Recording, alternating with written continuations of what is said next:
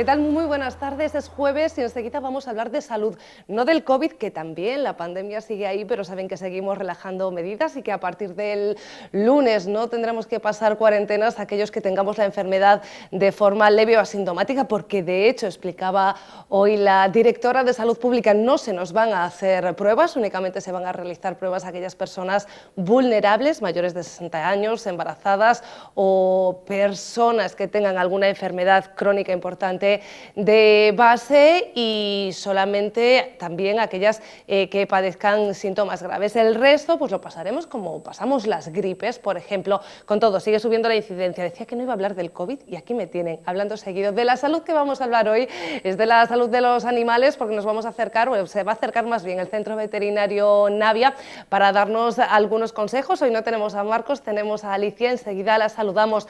Vamos a hacer también un resumen para quienes no lo hayan podido seguir en directo aquí en Televigo, de esa gala de vigueses distinguidos que ha sido con todo una gala llena de emociones. Las ponía sobre todo al inicio el pregón a manos o en la voz de Marta Esquiva, ya lo saben, ucraniana, residente en Vigo y cabeza visible de la ayuda humanitaria a Ucrania aquí en la ciudad. Después la escuchamos, después la vemos y repasamos algunos de los vigueses distinguidos, pero hoy vamos a seguir hablando de literatura. Llevamos casi un libro cada día de la semana y hoy vamos a hablar de este libro, Lágrimas de Oro, y lo vamos a hacer con su autor, con José Luis Gil Soto, que nos escucha ya al otro lado del televisor. José Luis, ¿qué tal? Muy buenas tardes.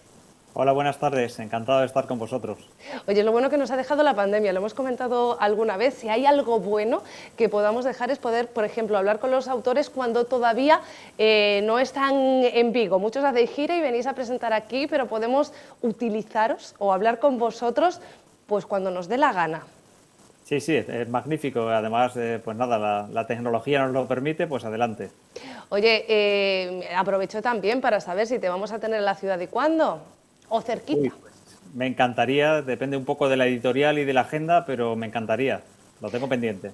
Le voy a presentar como una novela histórica, pero en realidad es una novela histórica y a la vez es un thriller, porque es una novela que se desenvuelve en dos ámbitos temporales muy diferentes y geográficos también.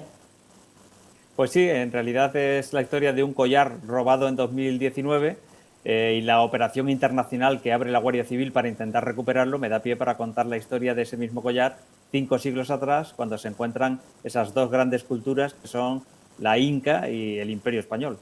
Perú del siglo XVI y España, o más bien Europa, en la actualidad. Y hay una cosa maravillosa de este libro que consigue es que el lector se meta de lleno en ese tiempo y en esa época a través del lenguaje. No es lo mismo, no son lo mismo los capítulos que hablan del siglo XVI que los que hablan del 2019, que es casi la actualidad. Claro, se trata de hacerlo creíble y de transportar al lector a aquel imperio inca justo antes de que llegasen los españoles y de acompañar también a los españoles para enfrentarse a una cultura absolutamente desconocida. Hay que hacerlo creíble y para eso hay que utilizar un lenguaje que parezca el del siglo XVI.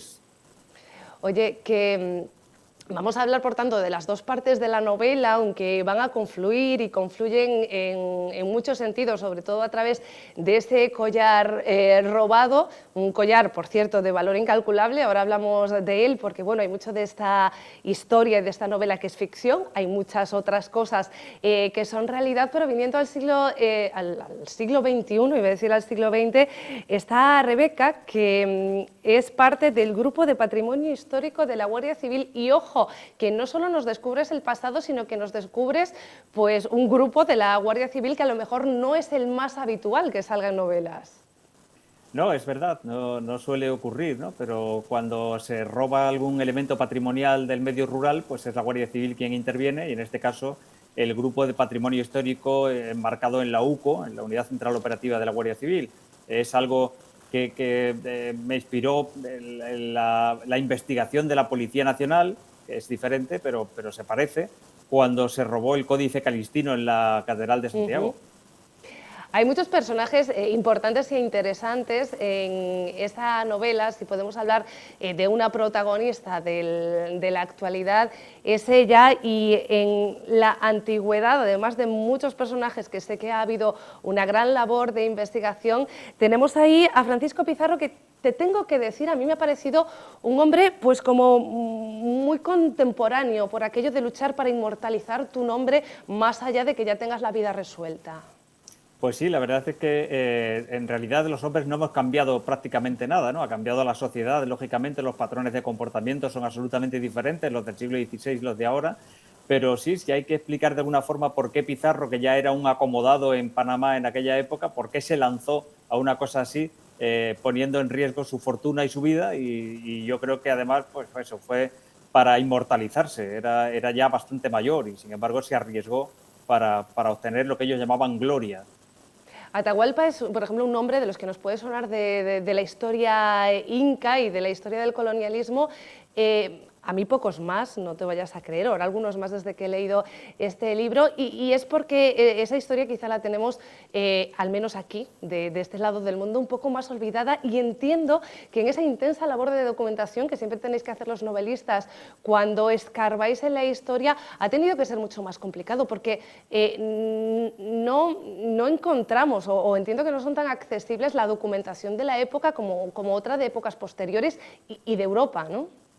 Claro, y sin embargo es fundamental, porque si solo vemos este episodio desde un lado, desde el lado de los españoles, está completamente cojo. Hay que verlo también desde el lado de los incas y cómo vivieron ellos sus momentos antes de que llegasen los españoles y el momento de la llegada de los españoles. ¿Cómo? Pues bueno, hay crónicas magníficas, por ejemplo la del Inca Garcilaso de la Vega, que narra cómo vivían los incas justo antes. Él era mestizo y se crió con la familia de su madre, con lo cual narra muy bien cómo vivían los incas justo antes de que llegase Pizarro. Así que tanto la vida de Atahualpa como la de los que le rodeaban, pues se puede contar bastante con bastante fidelidad, ¿no? Y es lo que hago en Lágrimas de Oro.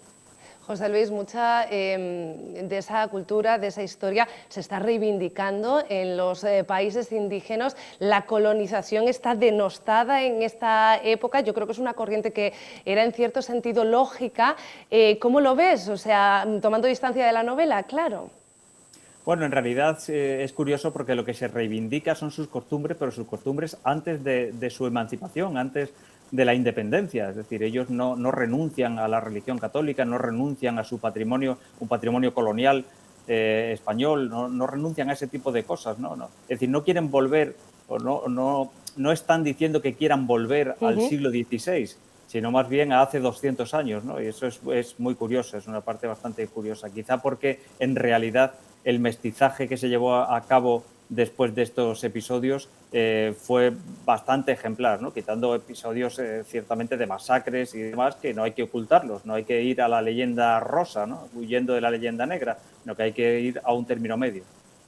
Oye, lo que decía antes, hay mucha realidad, pero hay mucha ficción, porque lo que quieres es que el lector se meta de lleno en la novela, y lo consigues a través de ese collar y los personajes que los rodean. En este caso, ese collar que valía 1 millón de euros inicialmente, 10 millones en el mercado negro, y de ahí subiendo, si sabemos alguna otra cosa que después nos desvelará el libro, ese sí es ficción.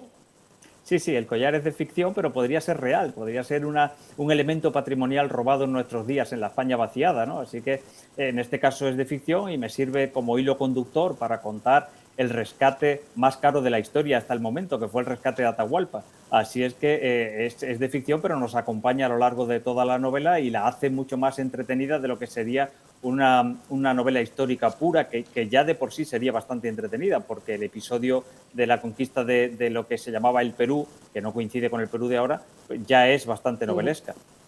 José Luis, creo que tu primera novela histórica fue en 2008, igual la pregunta te la debía haber hecho entonces, pero entonces no te conocía, así que la hago ahora. ¿Cómo un ingeniero agrónomo se interesa por el mundo de la literatura y en concreto de la literatura histórica?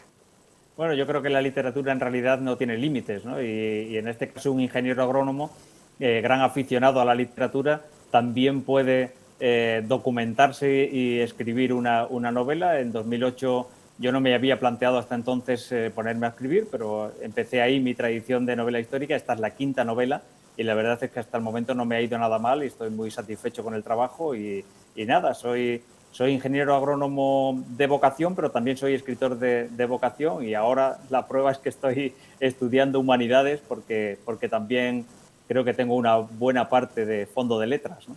Bueno, ya has hecho alguna tesis al respecto, además. Oye, por cierto, en la actualidad sitúas la escena en 2019 para esquivar la pandemia y esa investigación con mascarilla que sería mucho más complicada. Pues sí, está clarísimo, ¿no? Yo he escrito esta novela, la he terminado en momentos de pandemia y lógicamente todo el viaje que hace la Guardia Civil, toda la persecución al ladrón, etcétera, etcétera, no tendría el mismo sentido si lo hubiese descrito en momentos de confinamiento. Así es que me tuve que retrotraer a 2019 para hacer una vida normal o la vida normal que pretendemos a tener ahora otra vez, ¿no? Como mínimo la vida normal que teníamos, que sí, que la echamos muchísimo de menos. ¿Con qué proyecto estás ahora, futuro? Bueno, pues fíjate, no oculto que me encantaría seguir contando los episodios que vienen después de Lágrimas de Oro, ¿no?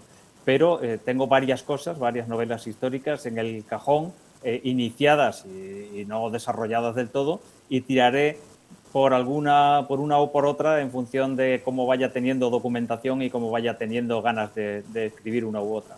¡Qué fantástico tener tantos caminos por delante! Sí, sí, es ilusionante, así que bueno, la verdad es que no me puedo quejar porque hay muchos escritores que lo narran, ¿no? Ese miedo a la página en blanco o a no tener ideas, yo por el momento no me ocurre, así que estoy contento y satisfecho. Mientras no llegan todos esos proyectos, ustedes pueden quedarse con estas Lágrimas de Oro. José Luis Gil Soto, de verdad, muchísimas gracias. Nada, gracias a vosotros. Nosotros continuamos y lo hacemos, como les decía, con un pequeño, muy pequeño, somero resumen de esa gala de vigueses distinguidos. Marta Esquiva, ucraniana afincada en Vigo y responsable en la ciudad de la Asociación Gallega de Ayuda a Ucrania, ha sido la encargada de leer el bando de la Reconquista, un emotivo discurso donde, en un paralelismo con la historia y el presente, Esquiva provocaba el aplauso y la empatía de los asistentes. Sé la importancia que supone la Reconquista para el pueblo de Vigo, que valerosamente expulsó al ejército francés invasor para vivir libre en su territorio, igual que ahora mismo hace el pueblo ucraniano, luchando en sus propias tierras por su libertad.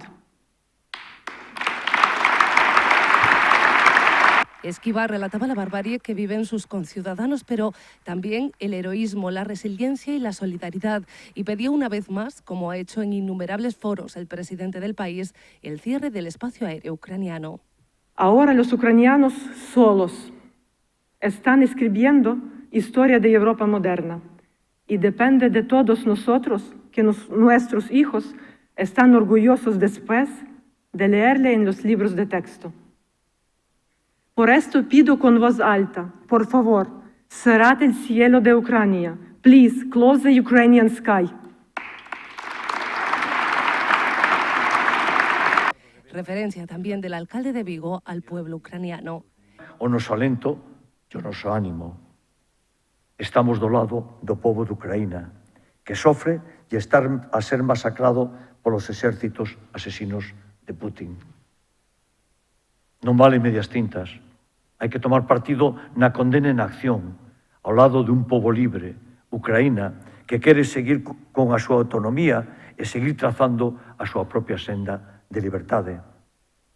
Por iso, hoxe, o pregón da Reconquista de Vigo ten un acento propio, o de Marta Esquiva. Ella puso el comienzo y la emoción de una gala donde una vez más se premiaron a personas o instituciones que han trabajado para un Vigo mejor, entre ellos Alfonso Penela, Domingo Villar o Pepe Xeito. La medalla para la secretaria de Estado Isabel Pardo de Vera, que por problemas de salud no pudo acudir a Vigo e intervino por vía telemática.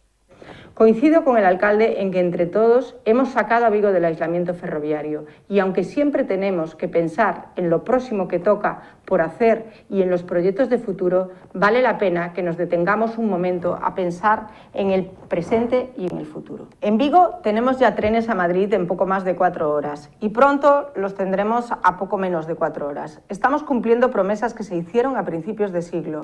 Antón Costas Comesaña, Begoña Vila, la Escuela Oficial de Idiomas, la Unión Deportiva Santa Mariña de Cabral o la Asociación Mutualista de Residentes de Vigo en Buenos Aires. También los colegios y centros de FP con medio siglo, el Centro Cultural de Valadares y la Asociación Xestas de Bembrive. Carlos Alonso y Vicente Rodríguez Abeijón completan la lista de premiados. Felicidades a todos ellos porque efectivamente es el máximo honor que se pueda aspirar concedida por el Ayuntamiento de Vigo. Dicho esto, veíamos a Marta Esquiva al comienzo de esa pieza y Ucrania va a ser la primera pregunta que yo le haga hoy a Alicia Estevez. Alicia, benvida de nuevo. Gracias, María, un placer. Precisamente porque Marcos nos lo leva comentando un par de semanas, pero sempre está ben, bueno, pois por lembralo, porque é certo que hai moitas familias que están acollendo ou que teñen algunha relación con eses refuxiados ucranianos que seguen chegando a Vigo e moitos deles consiguen, son poucos, pero algúns consiguen sair con seus animais de compañía. Contábamos Marcos outro día que xa atendechedes a algún e que ademais o estades facendo de forma gratuita. Pois sí, dende o Centro Veterinario Navia e dende Betsum, do grupo que pertencemos, hai varias formas de iniciativas de axudalos. A nivel estatal pois está facilitando todo o que tramitar pasaportes, identificación animal, vacunas de rabia, que é obligatoria e máis en o país desde onde proceden, que a rabia sí que ten bastante incidencia, así como a revisión general cando esta xente refuxiada pois chega ao noso país coa súa mascota. Bueno, pois xa saben vostedes, no Centro Veterinario Navia teñen un anclaxe para recibir estas axudas. Se teñen máis dúbidas, plató abierto, que é o noso correo, platoabierto@televico.com, nos lles damos o contacto, pero tamén, sobre todo, se teñen dúbidas sobre outras cousas, pois o mesmo, ese correo electrónico, porque aquí intentamos cada xoves solventar ese tipo de dudas. platoabierto@televico.com. Dúbidas como as que ten Alberto, que nos di: está en castelán, cambio, tengo un cocker de 10 años y le huele mal la boca, le doy barritas dentales, pero no noto cambios, dentales está entrecomillado, yo no sé si esto es información útil, no soy capaz de cepillarle la boca, ¿hay algún outro produto máis eficaz? Eu xa lle decía a Alicia, que lle adiantaba a pregunta fai 5 minutos, que eu entendo que sexa complicado, además un cocker que é un animal nervoso, cepillarlle a boca. Non sempre é fácil que estas mascotas colaboren e que lle gusten que lle toquen o que a boca, non? Pero sí que o primeiro eu animaría a Alberto a que o mellor hai que revisar a súa mascota, porque ese mal alento que detecta, pois, como el ben dice, pode vir por problemas de sarro, por problemas de placa dental, pero tamén podemos ter outras posibles causas, e sobre todo tratándose do cocker. Podemos ter desde infeccións dos pliegues cutáneos, que son razas que no pliegue dos labios acumulan bastante humedade e é fácil que aí teñan infeccións, ou incluso problemas dentro da boca, lesións, úlceras, problemas de raíces dentales, de caries, ou indo máis alá, problemas digestivos que tamén poden cursar con ese mal alento que Alberto refire. O sea, que máis que recomendarlle outra cousa a Alberto, que lle recomendamos a que faga unha revisión veterinaria para asegurarnos de cales son as causas. Exactamente, primeiro detectar cales son esas causas e se, como ben dice, pois o problema ven por aparición, porque ten sarro, aí o aconsellable é facer primeiro unha limpieza dental, porque o sarro con barritas, como comentan, con barritas dentales non sale, facer unha limpieza dental e posteriormente entonces sí que implementar medidas de profilaxis, como pode ser pastas dentífricas ou algún outro produto que utilizamos mezclado coa auga de comida ou algúns polvos para mezclar co alimento directamente, que favorecen que actúen enzimas na boca e prevenir a reaparición de ese sarro, ¿no? Alicia, pois vamos a aproveitar a pregunta de Alberto. Eu vou afiar a partir de aí, porque agora facía referencia ás limpezas dentais, que máis alo de que non sexamos capaces de facela na casa, as podemos facer a fondo, entendo, no veterinario, non? Contame como son e cada canto tempo debemos facelas. Bueno, aí o tempo non lo marca cada animal, igual que nas personas, pero son procedimentos que, igual que cando nos vamos ao dentista, se utilizan ultrasonidos, obviamente no caso das mascotas hai que telos sedados, hai que telos relaxados, e para iso é importante tamén unha revisión previa, unha analítica se fora necesario, pero é un procedimento rápido, un procedimento seguro e conveniente porque nos axuda a prevenir pois, outros problemas que puderan aparecer se non se soluciona a tempo. Pois, dende problemas cardiovasculares, endocarditis, afeccións respiratorias, a veces pode haber comunicacións de esas muelas afectadas con cavidad nasal e que teñamos pois, problemas respiratorios. A prevención, igual que en personas, é básica, ¿no? Aí, porque, bueno, sabes que nos aquí tamén temos unha sección de saúde bucodental. En algunha ocasión o noso dentista nos comentou que a saúde da boca está intrínsecamente relacionada con outro tipo de enfermedades ou incluso infecciones e que podemos prever, pois eso, incluso infartos se temos unha boa saúde. Efectivamente, ao final a boca é unha zona que se filtran as bacterias que temos pois, de forma natural e que se depositan aí en ese sarro e que vía sanguínea poden chegar a outras partes do corpo, ¿no? E como ben dice o compañeiro Cristian, pois poden alcanzar as válvulas do corazón, as válvulas cardíacas e provocar pois, problemas valvulares ou infartos. Hai algún outro mecanismo de prevención máis aló da limpeza para manter en bo estado a saúde dos dentes das mascotas? Sí, como indicaba, hai produtos que están funcionando bastante ben, que nos axudan a desfacer esa placa dental, sempre e cando non sea de un índice moi grave, ¿no? Cando está en fases iniciales, podemos axudar con algún produto. Estas barras dentales que mencionan, a veces é máis ese aroma que nos dá momentáneo, pero sí que hai outros produtos máis orientados en forma de polvos. Hai barras específicas de tratamento para ablandar este sarro e que nos axudan a ir eliminando, ¿no? Temos por aí unha imaxe porque, ademais, mira, nos coincide o tema con que o 20 de marzo se celebrou o Día Mundial da Saúde Bucodental e vos tamén o celebrades na clínica. Pois, efectivamente, aí sí que iniciamos pois esa campaña de concienciación aos nosos propietarios de mascotas de que a boca, que parece que é algo que sempre temos aí en segundo plano, que é moi importante, pois, esa prevención da que estábamos falando, ¿no?